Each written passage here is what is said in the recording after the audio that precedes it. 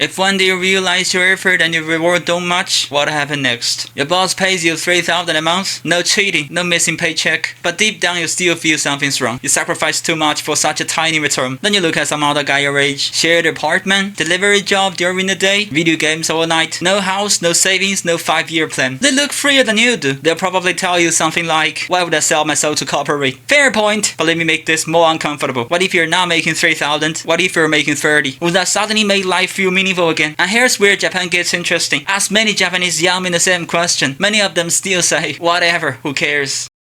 A lot of young people in the West grew up hearing the same promise. Study hard, work hard, build your career, and eventually you get family, house, middle class future. Then reality hit. Student debt exploded, rent exploded, housing prices become absurd. People started realizing they're working harder than their parents while living worse. And once that realization settles in, people react. Some are anxious, some are deep into subculture, some spend all day online blaming social injustice, gender favoritism, immigrants, even globalization. Whatever feels responsible for the gap between their expectation and reality. Japan's completely different. Young people were never really sold the fantasy of unlimited upward mobility in the first place. A lot of them grew up watching their fathers disappear into overtime. Mothers quietly suppress themselves for decades. Companies demand loyalty like it's a religion. And eventually many of them reach the very cold conclusion. Even if I do everything right, my life won't probably change that much. Now you might look at all this and think Japanese guys just don't have the fight in them. You're wrong. These men show up, they work, they pay their bills, they look completely normal from outside. You can't even point at them and call them a social problem, because technically they're not. What's actually happening here is about two completely different cultural operating systems. Western culture is built on self-fulfillment. Life is supposed to mean something and you are supposed to become someone. If the system fails you, you get angry and fight back. Japanese culture runs on a different default. Life is hard, endurance is a point, and wanting less is not a failure, it's wisdom. When the system fails you, you don't explode, you just want less. Neither of these is right or wrong. They're just different conclusions done from the same broken deal. But don't mistake Japanese version for weakness. Not quite often out is no less powerful than the Westerners.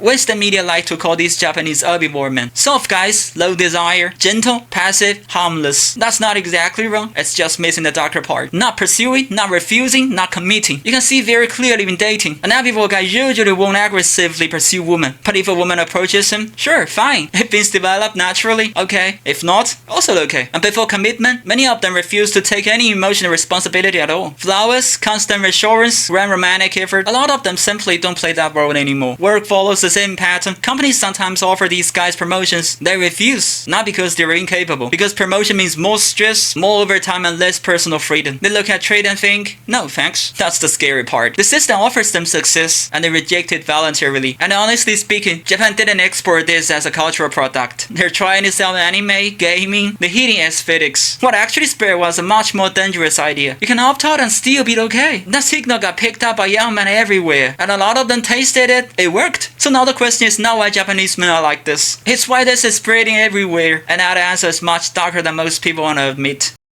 People online love saying young people are becoming lazy. That's the easy explanation. But look at the environment they grow up in. Imagine you were born into a system where no matter how hard you work, you cannot buy a house, you cannot move up, cannot build a family if you wanted to. The ladder is structurally broken. But your phone gives you a genuine pleasure, real stimulation, actual social connection for almost nothing. What do? Our parents' generation didn't work because they loved the grind. They worked because the alternative was hunger. And boredom, there was no other world to retreat into. But now, some people can even retreat almost entirely into digital comfort, never come back out. This is why low desire behavior appears most strongly in rich, stable, industrialized societies. Meanwhile, in poor societies, all the places where upward mobility still feels possible, people actually fight much harder because hope changes behavior. And here's the uncomfortable part. From the individual perspective, what you feel, who you love, how you work, and what kind of life you build, it's personal. Nobody owns that. Why government treat this as a crisis, not a lifestyle choice? The answer is cold. Pension systems need workers, economies need consumers, countries need future generations, companies need stable labor. Put brutally, society still needs people willing to carry the weight of it. And once enough young people emotionally opting out, the system itself starts getting shaky. You might think, what does any of this have to do with me? Don't rush, let's strip it down to the root.